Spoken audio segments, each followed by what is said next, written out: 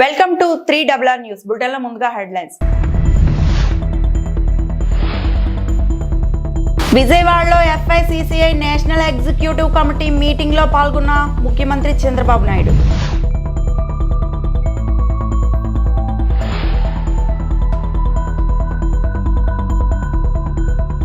వైఎస్ఆర్సీపీ కేంద్ర కార్యాలయంలో వైఎస్ జగన్మోహన్ రెడ్డి అధ్యక్షతన పార్టీ విస్తృత స్థాయి సమావేశం.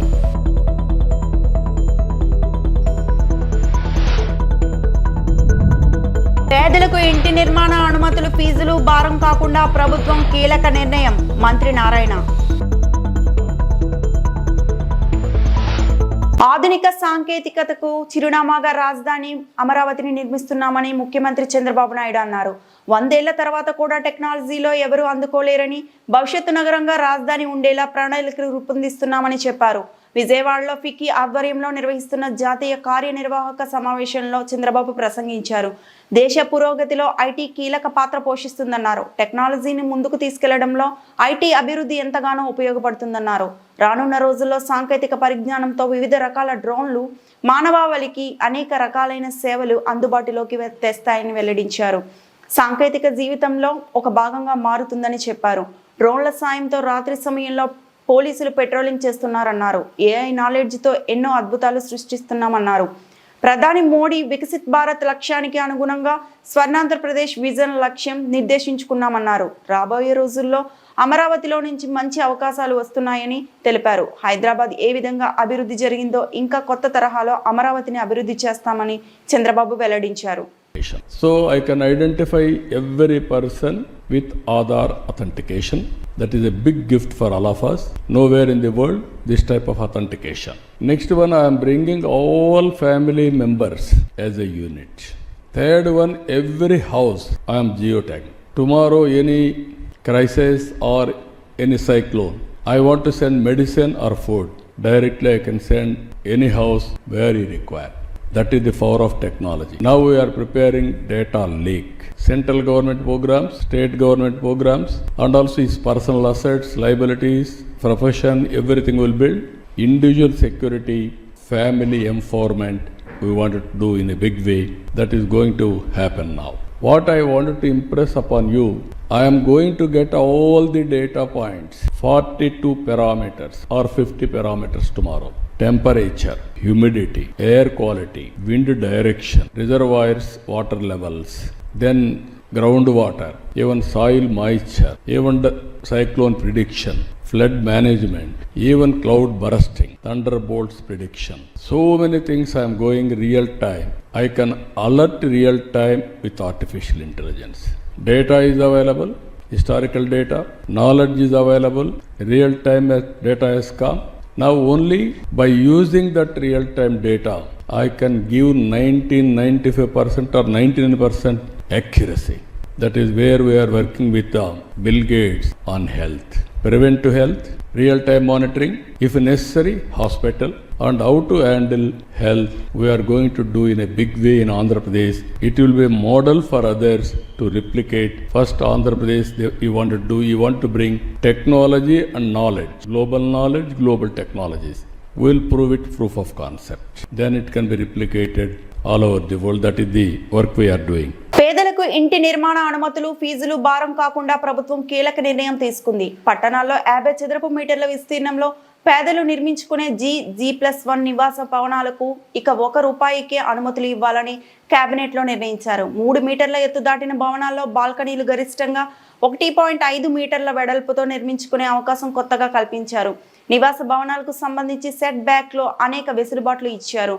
రెడ్ కేటగిరీ మినహా 9 మీటర్ల వెడల్పు ఉన్న రోడ్లలో కూడా పరిశ్రమల ఏర్పాటుకు అనుమతి ఇచ్చారు. అన్ని రకాల భవనాలు, వాణిజ్య సముదాయాలు, హోటళ్లు, ప్రభుత్వ కార్యాలయాలు కాంప్లెక్స్ లో సీసీ కెమెరాల ఏర్పాటు తప్పనిసరి చేశారు. అంతకుముందు హై రైజ్ బిల్డింగ్స్ అంటే 5 అంతస్తుల కంటే పైన ఉన్న బిల్డింగ్స్కి రూల్స్ని చాలా లిబరలైజ్ చేసాం. ఆ తర్వాత నాన్ హై రైజ్ బిల్డింగ్స్ అంటే 5 అంతస్తుల కంటే తక్కువ, 5 కంటే తక్కువ ఉండే బిల్డింగ్స్కి యాక్చువల్గా కొంత లిబరల్ చేయమని రిక్వెస్ట్ చేయటం, అనేక బిల్డర్స్ అసోసియేషన్స్ వాళ్ళందరితో డిస్కస్ చేసాం అనేక దఫాలు. ఇతర రాష్ట్రాల్లో కూడా ఎలా ఉన్నాయో స్టడీ చేసిన తర్వాత కొన్ని రూల్స్ అండ్ రెగ్యులేషన్స్లో లెవెలైజ్ చేసాం. వాటిల్లో కొన్ని తీసుకుంటే ఈరోజు ఎవరైనా ఒక బిల్డింగ్ కట్టుకోవాలంటే పర్మిషన్ ఇచ్చిన తర్వాత 10% ఏరియాని మార్టిగేజ్ చేయాలి. బిల్డింగ్ అంతా రూల్స్ అండ్ రెగ్యులేషన్స్ ప్రకారం కరెక్ట్గా కడితే ఆ మార్టిగేజ్ని మళ్ళా రిలీజ్ చేస్తారు. అయితే గవర్నమెంట్ సైట్స్ తీసుకొని ఆ సైట్స్లో కట్టుకుంటుంటే వాళ్ళు కేవలం అఫిడవిట్ ఇస్తే చాలు. అంటే మిగతా వాళ్ళు అయితే రిజిస్ట్రేషన్ మార్టిగేజ్ చేయాలా. గవర్నమెంట్ సైట్స్లో కడుతుంటే ఇన్నాళ్ళు అది ఉండింది, వాళ్ళు రిక్వెస్ట్ చేశారు, దాని మీద యాక్చువల్గా దాన్ని లిబరలైజ్ చేసి ఓన్లీ ఒక అఫిడవిట్ ఇస్తే వాళ్ళని అలౌ చేస్తారు. అదేవిధంగా గ్రౌండ్ నుంచి 3 మీటర్స్ అబవ్ బిల్డింగ్స్కి 1.5 మీటర్ వెడల్పు బాల్కనీ అలౌ చేసాం. ఇన్నాళ్ళు అది లేదు. ఇన్నాళ్ళు బాల్కనీ యాక్చువల్గా అలౌడ్ లేదు. ఇప్పుడు కొత్తగా ఏంటంటే 3 మీటర్స్ అబవ్లో 1.5 మీటర్స్ వెడల్పు బాల్కనీ అలౌ చేసాం. మిగతా సెట్ బ్యాక్స్ అని యాజ్ ఉండాలి. అన్ని సెట్ బ్యాక్స్ కరెక్ట్గా ఉండి అంటే 3 మీటర్స్ అబవ్లో బాల్కనీస్ అలౌ చేసాం. సీసీటీ కెమెరాలు అపార్ట్మెంట్లలో, గ్రూప్ డెవలప్మెంట్ హౌసెస్లో, హై రైజ్ బిల్డింగ్స్లో, కమర్షియల్ కాంప్లెక్స్, మాల్స్, హోటల్స్లో అది కంపల్సరీ చేసేటట్టుగా యాక్చువల్గా రూల్ తీసుకొచ్చాం. అదేవిధంగా ఇండస్ట్రీస్లో 2 రకాల ఇండస్ట్రీస్ ఉంటాయి, రెడ్ కేటగిరీ అని, నాన్ రెడ్ కేటగిరీ అని.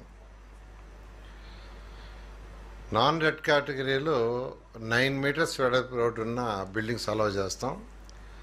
రెడ్ కేటగిరీ వాటిలైతే 12 మీటర్స్ ఉండాలి. అంటే ఏదైనా ఇన్సిడెంట్స్ అవి జరిగినా ఎస్కేప్ కావటానికి దానికోసంగా 12 మీటర్స్ ఉండాలని పెట్టడం జరిగింది. అదేవిధంగా అపార్ట్మెంట్స్ కట్టేటప్పుడు 2 బ్లాకుల మధ్య ఎంత గ్యాప్ ఉండాలనేది స్పెసిఫిక్గా లేకుంటే ఇప్పుడు ఏంటంటే అక్కడ సెట్ బ్యాక్స్ ఎంత ఉండాలో అంత గ్యాప్ ఉండాలని చెప్పడం జరిగింది. అదేవిధంగా అంతకుముందు సెక్యూరిటీ పోస్ట్ ఒక అపార్ట్మెంట్లో వైఎస్ఆర్సీపీ అధినేత వైఎస్ జగన్ అధ్యక్షతన పార్టీ విస్తృత స్థాయి సమావేశం ప్రారంభమైంది. తాడేపల్లిలోని పార్టీ కేంద్ర కార్యాలయంలో ఈ సమావేశం జరుగుతోంది. ఈ సమావేశంలో సీనియర్ నేతలు Botsa Satyanarayana, Peddireddy Ramachandra Reddy, Buggana Rajendranath, party state coordinator Sajjala Ramakrishna Reddy, party ఎమ్మెల్యేలు, ఎమ్మెల్సీలు, పార్లమెంట్, అసెంబ్లీ నియోజకవర్గాల సమన్వయకర్తలు, పార్లమెంట్ నియోజకవర్గాల పరిశీలకులు, జిల్లా అధ్యక్షులతో పాటు రీజనల్ కోఆర్డినేటర్లు పాల్గొన్నారు. సహా పార్టీ ముఖ్య నేతలు ఉన్నారు. బహుశా ఇంత తక్కువ కాలంలో ఇంత ప్రజల్లో వ్యతిరేకత చోటు చేసుకున్న ప్రభుత్వం బహుశా ఎప్పుడూ కూడా మనం చూసి ఉండం. మామూలుగా సంవత్సర కాలంలో ప్రభుత్వం మీద వ్యతిరేకత ఈ స్థాయిలో ఉండాల్సిన పరిస్థితుల్లో మొట్టమొదటిసారిగా ఈసారి సంవత్సర కాలంలోనే ప్రభుత్వం మీద వ్యతిరేకత ఈ స్థాయిలో కనిపించే పరిస్థితి మొట్టమొదటిసారిగా ఇప్పుడే కనిపిస్తూ ఉంది. అంత తక్కువ కాలంలోనే ఇంత దారుణమైన ప్రజా వ్యతిరేకత చంద్రబాబు నాయుడు గారి ప్రభుత్వంలో ఈరోజు కనిపిస్తూ ఉన్న నేపథ్యంలో చంద్రబాబు నాయుడు గారు ఈ వ్యతిరేకత మధ్య ప్రజలకు మంచి చేయాల్సింది పోయి మంచి అన్నది పక్కకి వెళ్ళిపోయింది కాబట్టి అబద్ధాలు, మోసాలు మాత్రమే మిగిలాయి కాబట్టి ప్రజలను తప్పుదోవ పట్టించే కార్యక్రమంలో భాగంగా ఈరోజు రాష్ట్రంలో ఎప్పుడూ చూడనని డైవర్షన్ పాలిటిక్స్ ఈరోజు చూస్తూ ఉన్నాం. ఒకవైపున డైవర్షన్ పాలిటిక్స్ చూస్తూ ఉన్నాం, మరోవైపున అణిచివేత ధోరణి అన్నది ఎవరైనా కూడా ప్రజల సమస్యల మీద ఎవరైనా స్పందిస్తే, ఎవరైనా గట్టిగా అడగడం మొదలెడితే ఆ గొంతును నొక్కడం కోసం ఎప్పుడూ చూడని విధంగా ఈరోజు రెడ్ బుక్ రాజ్యాంగ పరిపాలన ఈరోజు మనం చూస్తూ ఉన్నాం. మన 5 సంవత్సరాల పాలనకు చంద్రబాబు నాయుడు గారి ఇప్పటి పాలనకు మధ్య తేడా అన్నది ప్రస్ఫుటంగా ప్రజలకు అర్థమయ్యేట్టుగా ఈ సంవత్సర కాలంలోనే పాలన చూస్తే ఎవరికైనా కూడా ఇట్టే అర్థమయ్యే పరిస్థితి, వ్యత్యాసం అన్నది ఈరోజు ప్రతి ఒక్కరికి కూడా తేడా తెలుస్తూ ఉంది. మన 5 సంవత్సరాల మన కాలంలో ఎప్పుడూ ఇంతకు ముందు జరగని విధంగా వివక్ష లేకుండా, కులం చూడలేదు, మతం చూడలేదు, రాజకీయాలు కూడా చూడలేదు, చివరికి ఏ పార్టీ అని కూడా చూడకుండా మంచి చేసిన ప్రభుత్వం ఒకవైపున మనది కనిపిస్తే, రెండవ వైపున ఇటువైపున ఈరోజు ఈ సంవత్సర కాలంలో కనిపిస్తూ ఉన్నది ఏమిటి అని అంటే, మంచి అన్నది ఎలాగూ లేదు, వివక్షకు తావు ఎలాగూ లేదు. ఎందుకనంటే ప్రతి పథకము ఏ పథకము లేదు కాబట్టి. మరోవైపున పూర్తిగా రెడ్ బుక్ రాజ్యాంగం అమలు చేస్తూ విచ్చలు విడిగా ఈరోజు అన్యాయాలే కనిపిస్తూ ఉన్నాయి. మన ప్రభుత్వంలో ఎప్పుడూ చూడని విధంగా విద్య, వైద్యం, వ్యవసాయం, పారదర్శకత పాలన. పశ్చిమ గోదావరి జిల్లా తాడేపల్లిగూడెం మండలం వీరంపాలెం గ్రామంలో బ్రిడ్జ్ భూమి పూజ కార్యక్రమంలో పాల్గొన్న ఎమ్మెల్యే బోలిశెట్టి శ్రీనివాస్ మాజీ ముఖ్యమంత్రి జగన్మోహన్ రెడ్డిపై ఫైర్ అయ్యారు. రప్పారప్పా కోస్తావా జగన్మోహన్ రెడ్డి, నీవు నాయకుడివా, స్టేట్ రౌడీవా? ఎమ్మెల్యే బోలిశెట్టి పేర్కొన్నారు. మేము రప్పారప్పాలాడించాలంటే 24 గంటలు చాలు, కానీ మేము రౌడీలము కాదు, మాది ఆ ప్రభుత్వం కాదు. మీ రెపరెపల కుర్చీ మడత పెట్టుకొని ఎక్కడున్నా పెట్టుకోండి. జగన్మోహన్ రెడ్డి అధికారంలో ఉన్నంతసేపు పవన్ కళ్యాణ్ను అరెస్ట్ చేయలేకపోయావు. మేమేమన్నా తప్పు చేశామా? మనీ ల్యాండింగ్ కేసులో ఉన్నామా? దేశద్రోహులం కాదు అంటూ మాజీ ముఖ్యమంత్రిపై మండిపడ్డారు. జడ్పీటీసీలు వస్తున్నాయి, మీ అందరి సహకారం కావాలి, కూటమి నిలబెట్టాలి. ఇవాళ నేను ఉంటాను, 5 సంవత్సరాల పరిపాలన వెళ్ళిపోతాను, ఇంకొకటి వస్తాడు ఖచ్చితంగా. 5 సంవత్సరాలు ఉండి పదవి శాశ్వతం కాదు, అది నాకు తెలుసు. కాబట్టి ప్రతి మనిషిని మనిషిలా గౌరవించాం. ఇది అభివృద్ధి కోసం పనిచేసే ప్రభుత్వం. నరేంద్ర మోడీ గారి సహకారంతో, చంద్రబాబు నాయుడు గారి అనుభవంతో, పవన్ కళ్యాణ్ గారి చొరవతో ఇవాళ రాష్ట్రం నడుస్తుంది. దాంట్లో ఎలాంటి అతిశయం లేదు. ఇవో పక్కన జరుగుతూ ఉంటే ఒక రఫరఫా కోసేస్తారంట ఏంటి, రఫరఫా గొర్రెపోతలు కోసినట్టు కోసేస్తారంట. అంటే నువ్వు రౌడీవా, స్టేట్ రౌడీవా అని అడుగుతున్నాను జగన్మోహన్ రెడ్డిని. నువ్వు ఇప్పుడు ఏమి లేకుండానే రౌడీని చేసేయాలని చూస్తున్నావు. రేపు మళ్ళీ నీకు అధికారంకి వస్తే సామాన్యుడు రోడ్డు మీద తిరుగుతారని అడుగుతున్నా. అందుకే నేను ఇంటికి పంపించారు. ఇవాళ మళ్ళీ చంద్రబాబు నాయుడు గారి ప్రభుత్వం విమర్శించి దమ్ము నీకు ఉందా అని అడుగుతా ఉన్నా. పోయి చూద్దాం, ఎవరినైనా వచ్చి ముట్టుకొని చూద్దాం. మీరు ఎప్పుడో వెయిట్ చేయాలి 5 సంవత్సరాలు. మేము రఫ్రఫ్లు ఆడించాలంటే ఎన్నాళ్ళు, ఒక 24 గంటలు చాలు. కానీ మా ప్రభుత్వం, మేము రౌడీలు కాదు, మేము ఆ ప్రభుత్వం కూడా కాదు. కాబట్టి మీరు రఫ్రఫ్లు అన్నీ ఉంటే ఎక్కడైనా మడతట్టి పెట్టుకోండి, కుర్చీ మడతట్టి ఎక్కడైనా పెట్టుకోండి. జగన్మోహన్ రెడ్డి గారు, ఇక్కడ చంద్రబాబు నాయుడు గారు, పవన్ కళ్యాణ్ గారు అరెస్ట్ చేయలేవు. 5 సంవత్సరాలు నువ్వు 100 ప్రయత్నాలు చేసావు, 1000 మందిని పోలీసులు దింపావు. అది జనసేన పార్టీ. దమ్ముంటే అరెస్ట్ చేయమని చెప్పాం ఆ రోజే. మేము తప్పులు చేసామా, లేదా ఏమన్నా మనీ లాండరింగ్ కేసులో ఉన్నామా, దేశద్రోహం కేసుల్లో ఉన్నామా, లేదా ఏమన్నా ఖనిజాలు అమ్మేసుకున్నామా? అది వైసీపీ ప్రభుత్వం. ఈరోజు నిరంతరం నరేంద్ర మోడీ గారి సహకారంతో అభివృద్ధి చెందుతున్న ఆంధ్ర ఆస్తులు తాకట్టు పెట్టలేదు, మద్యం ఆదాయం తాకట్టు పెట్టలేదు అని నారా చంద్రబాబు నాయుడు అన్నారు. తాకట్టు పెట్టడమే కాదు, అంతకంటే దారుణమైన పని చేశారు. ఆంధ్రప్రదేశ్ ఖనిజాభివృద్ధి సంస్థ అప్పు చెల్లించకపోతే రాష్ట్రానికి సంబంధించిన ఆర్బీఐ ఖాతా నుండి డబ్బులు డ్రా చేసుకునేలా వెసులుబాటు కల్పించారు అని బుగ్గన రాజేంద్రనాథ్ రెడ్డి మాజీ ఆర్థిక మంత్రి పేర్కొన్నారు. ఈ ఏపీఎండిసి ఖనిజాభివృద్ధి సంస్థ అప్పు చేసే దానికోసము ఆర్బీఐ డైరెక్ట్ డెబిట్ మ్యాండేట్ అని ఇవ్వడం జరిగింది. అంటే అర్థమేమి, ప్రతి రాష్ట్రానికి కూడా బ్యాంక్ ఖాతా ఎవరి దగ్గర ఉంటుంది?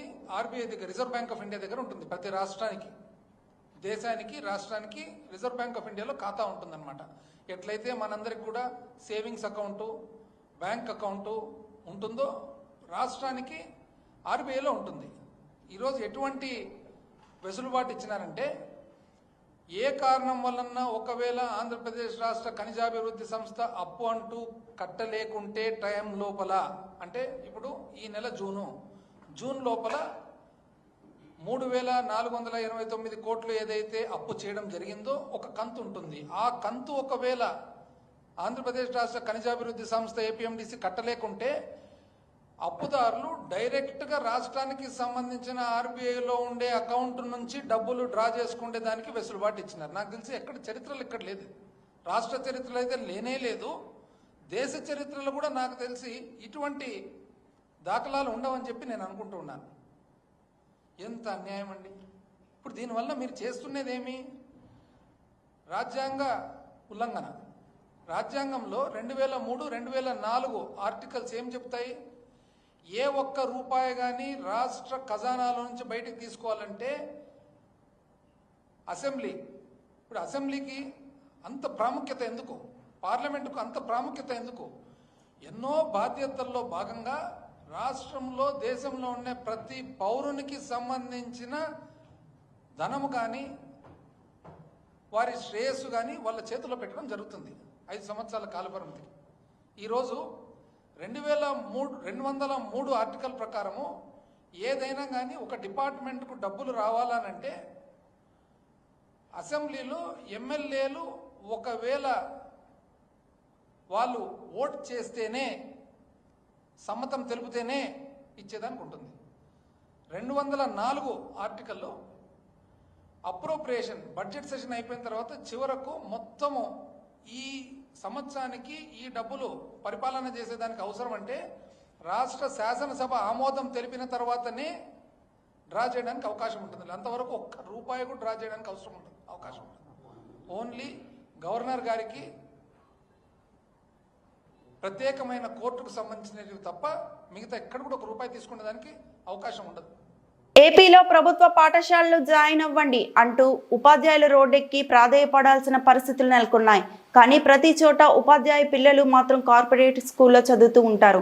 అధికారులు ముందు ప్రభుత్వ ఉపాధ్యాయులుగా ఉన్న పిల్లలను ప్రభుత్వ స్కూల్లో జాయిన్ చేసేలా చూడాలని పలువురు కోరుతున్నారు. అలాగే అమ్మఒడి పథకం ప్రభుత్వ పాఠశాలలో చదివే పిల్లలకు ఇస్తేనే పాఠశాలల పరిస్థితి మెరుగుపడే అవకాశం ఉంటుందని మరికొందరు వాపోతున్నారు. ప్రధానోపాధ్యాయుడు మోడల్ ప్రైమరీ స్కూల్, లక్ష్మీనగర్ ఈ బ్లాక్, గోపాలపట్నం మండలం, విశాఖపట్నం జిల్లా. మన పాఠశాలలో అడ్మిషన్లు జరుగుతున్నవి. మన పాఠశాల ప్రత్యేకతలు: 100% ఇంగ్లీష్ మీడియం. మన స్కూలు మోడల్ స్కూల్గా ఎంపిక చేయబడినది. మన పాఠశాలలో 5 తరగతులకు 5 గదులు ఉన్నాయి. 5 తరగతులకు 5గురు అర్హత గల అనుభవజ్ఞులైన టీచర్లు ఉన్నారు. అన్ని గదులకు విద్యుత్ సదుపాయం కలదు. అన్ని గదులలో ఫ్యాన్ల సౌకర్యము ఉన్నది. విద్యార్థులు కూర్చోవడానికి అనువైన బెంచీలు ఉన్నాయి. మన పాఠశాలలో విశాలమైన ఆట స్థలము, ఆడుకోవడానికి ఆట వస్తువులు ఉన్నాయి. పరిశుభ్రమైన వాతావరణంలో వంటగది, భోజనశాల ఉన్నాయి.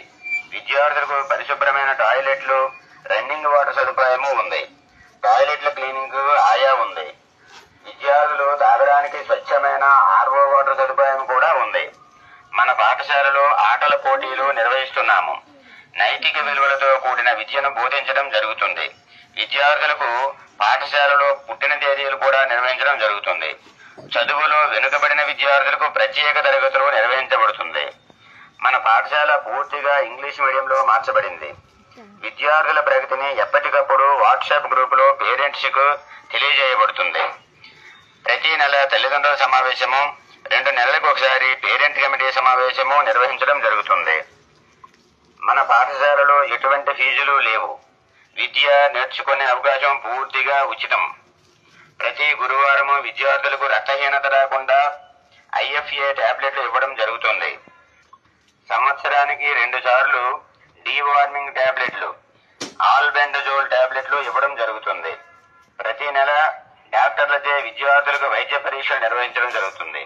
ప్రత్యేక అవసరాలు గల పిల్లలు అనగా చూపు తక్కువ గల వారికి, మాటలు బాగా రాని వారికి, సరిగా నడవలేని వారికి, మానసికంగా వెనుకబడిన వారికి భవితా సెంటర్ను ఏర్పాటు చేయడం అనేది.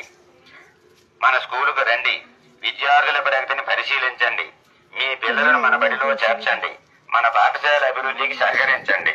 మహిళలు, చిన్నపిల్లలపై అఘాయిత్యాలకు పాల్పడే వారిని ఉపేక్షించేది లేదని, కఠిన చర్యలు తీసుకోవడం జరుగుతుందని ఆంధ్రప్రదేశ్ రాష్ట్ర మహిళా కమిషన్ చైర్పర్సన్ శ్రీమతి రాయపాటి శైలజ పేర్కొన్నారు. ఇందుకూరిపేట మండలం కుడితిపాలెం కాకర్ల దిబ్బలో 10 సంవత్సరాలు నివసిస్తున్న బాలిక చెంచెమ్మపై అమానుషంగా వాతులు పెట్టడం జరిగింది. అలాగే కనుపర్తి వద్ద 8 సంవత్సరాల బాలికపై జరిగిన అఘాయిత్యాలకు సంబంధించి క్షేత్రస్థాయిలో పరిశీలన నిమిత్తం స్థానిక అపోలో హాస్పిటల్ మరియు ప్రభుత్వ సర్వజన ఆసుపత్రిలో బాధితులను పరామర్శించారు. అదేవిధంగా ప్రభుత్వ సర్వజన ఆసుపత్రిలో ఉన్న 1 స్టాప్ సెంటర్ను తనిఖీ చేశారు. అనంతరం స్థానిక రోడ్ల భవనాల శాఖ అతిథి గృహంలో నిర్వహించిన పాత్రికేయుల సమావేశంలో ఆమె మాట్లాడుతూ 10 సంవత్సరంలో చెంచలమ్మను వారి తల్లిదండ్రులు ఉపాధి నిమిత్తమై దూర ప్రదేశానికి వెళుతూ తెలిసిన వారి దగ్గర ఉంచడం జరిగిందని, అయితే వారి పక్కింట్లో సెల్ ఫోన్ దొంగతనం జరిగిందనే నేపథ్యంలో మూఢనమ్మకాలను పోయి జ్యోతిష్యులు మాట విని పక్కింట్లోని చిన్న పాపను దొంగిలించిందని, అభూత కల్పనని సృష్టించి ఆ అమ్మాయిని చిత్రహింసలకు గురి చేయడం జరిగిందన్నారు. దీనిపై 5 నిందితుల్లో 4 గుర్తించి అరెస్టు చేయడం జరిగిందని ఆమె తెలిపారు. అదేవిధంగా కనుపర్తిపాడులో జరిగిన అఘాయిత్యానికి సంబంధించి నిందితుడిని తక్షణమే పోలీసులు జరిగిందని ఈ విషయంలో చిన్నారి బాలిక చూపిన తెగువ అభినందనీయమని తెలిపారు. ఈ సందర్భంగా పాత్రికేయులు స్పందించిన పలు ప్రశ్నలకు ఆమె స్పందించి తగు సమాధానాలు అందించారు. 10 ఏళ్ల పాప మీద అంటే వాతలు వేడి ఇది గెరిటె కాల్చి వాతలు అంటే రీజన్ ఏంటంటే అది ఎవరిదో సెల్ ఫోన్ పోయింది, ఎవరో జ్యోతిష్కుడు అంట మీ ఇంట్లో పాప ఉంది తీసాడని చెప్పాడంట. అది ఎంత ఇదండి, అసలు ఎవరన్నా ఆ విధంగా ఆలోచిస్తారా? ఆధారాలు లేవు, ఏమీ లేవు, కేవలం ఆ జ్యోతిష్కుడు చెప్పాడు ఆ పాపే తీసుంటుంది మీ ఇంట్లో అని చెప్పి కనీసం పాపకి మాట్లాడే అవకాశం ఇవ్వకుండా, చెప్పే అవకాశం కూడా ఇవ్వకుండా వేడి గరిటె తీసుకొని కాల్చి మూతి మీద, చేతుల మీద, కాళ్ళ మీద వాతలు పెట్టారంటే ఎంత అమానుషమో మనందరం కూడా ఆలోచించాలి. పాప పేరెంట్స్ ఇక్కడ ఉండరు, తన వాళ్ళని చుట్టాల ఇంటి దగ్గర వదిలిపెట్టి వాళ్ళు ఎక్కడో బతుకు తెరువు కోసం వేరే చోటుకు వెళ్ళారు. అలాంటి పాపని పాప కనీసం స్కూల్కి కూడా వెళ్ళట్లేదంట.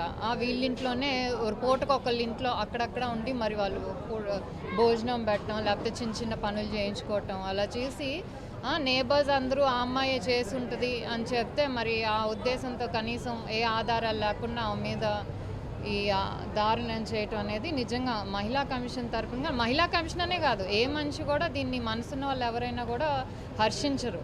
సో దీన్ని గవర్నమెంట్ కూడా చాలా సీరియస్గా తీసుకుంది. ఎందుకంటే నిన్న జరిగిన ఏదైతే మీటింగ్ ఉందో సుపరిపాలన తొలడుగు సీఎం గారు కానీ డిప్యూటీ సీఎం గారు కానీ చాలా క్లియర్గా చెప్పారు, రాష్ట్రంలో ఎక్కడైనా చిన్నపిల్లల మీద కానీ ఆడవాళ్ళ మీద కానీ ఎక్కడైనా అన్యాయం జరిగినా అరాచకం జరిగినా ఊరుకునేది లేదు. పోలీసులకు కూడా చాలా ఇన్స్ట్రక్షన్స్ ఇచ్చారు, ఫ్రీ హ్యాండ్ ఇచ్చారు.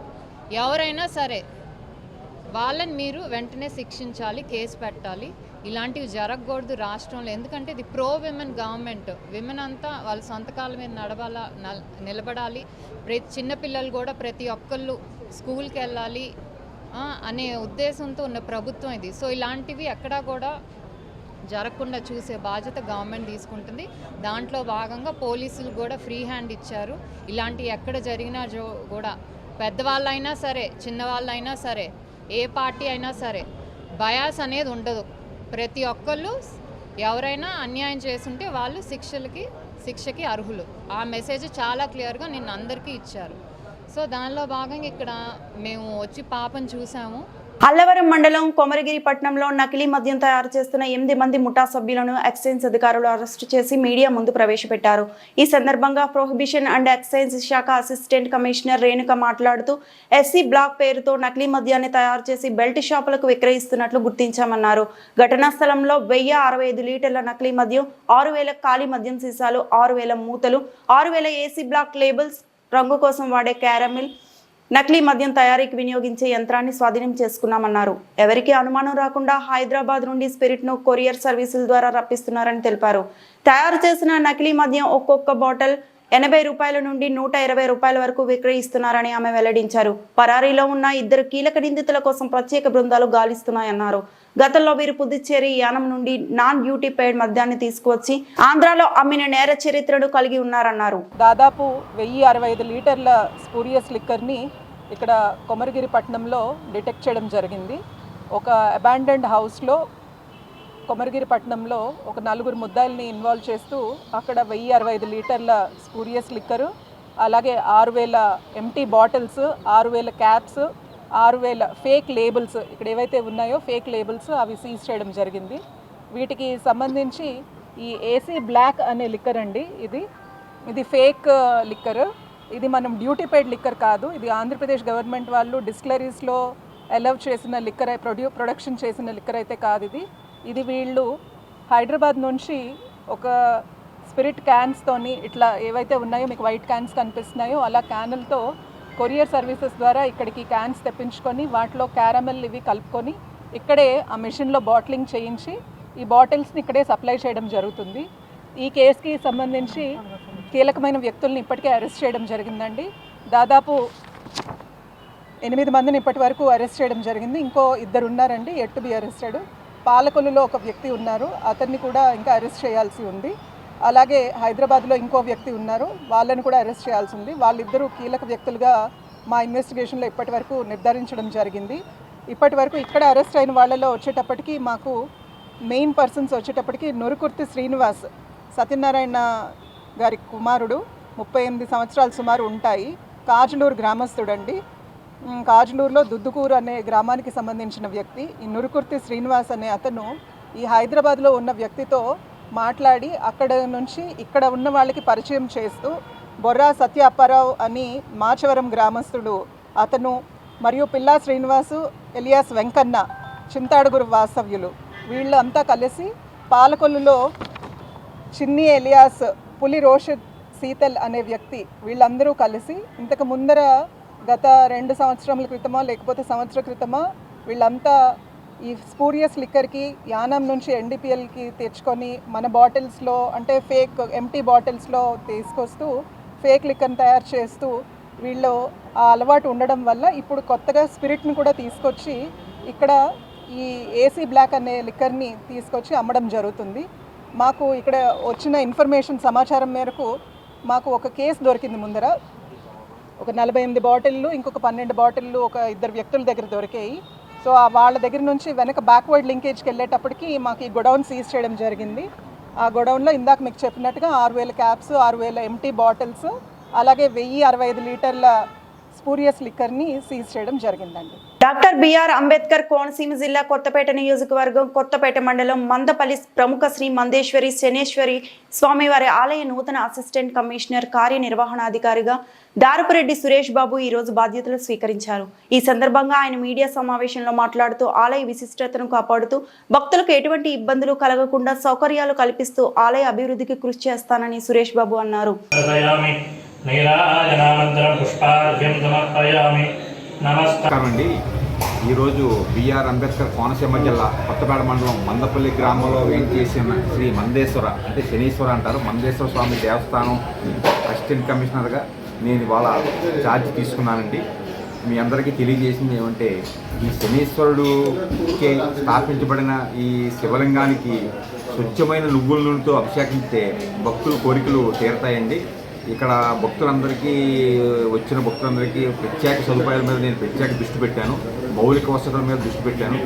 గౌరవనీయులు ఎమ్మెల్యే బండారు సత్యానందరావు గారు కూడా ప్రత్యేకమైన దీని మీద దృష్టి పెట్టి తగిన చర్యలు తీసుకోమని నన్ను ప్రోత్సహిస్తున్నారు. ఆయనకి ఎమ్మెల్యే గారు కూడా నా ప్రత్యేక కృతజ్ఞతలు. ఈ మందేశ్వర స్వామి దేవస్థానం యందు శని త్రయోదశి పర్వదినాలలో వచ్చి అక్టోబర్లో వచ్చినాయండి. ఆ శని త్రయోదశికి భక్తులందరికీ ప్రత్యేక సదుపాయాలు కల్పించడానికి తీవ్రంగా కృషి చేస్తున్నాము డిపార్ట్మెంట్ పెద్దలతోటి. ఇక్కడ ప్రత్యేకంగా అభిషేక మండపం కడదామని ప్లాన్ చేస్తున్నామండి. వచ్చే పుష్కరాల నిధులు కూడా తీసుకుని అభిషేక మండపం, భక్తుల విశ్రాంతి గదులు, భక్తుల యొక్క బ్యాగులు కానీ ఇతర సామాగ్రి కానీ దాయడానికి ప్రత్యేక డార్మిటరీ హాల్స్ అలాంటి నిర్మాణం చేయడానికి చూస్తున్నామండి. వెనకాల కూడా ఒక ఆఫీస్ రూమ్ కట్టడానికి చూస్తున్నాము. భక్తుల దృష్టిలో పెట్టుకుని ప్రత్యేకమైన దృష్టి ఎమ్మెల్యే గారి చొరవతో ప్రత్యేకంగా నేను తీసుకుంటున్నానండి. ఈ వార్తలు ఇంతటితో సమాప్తం.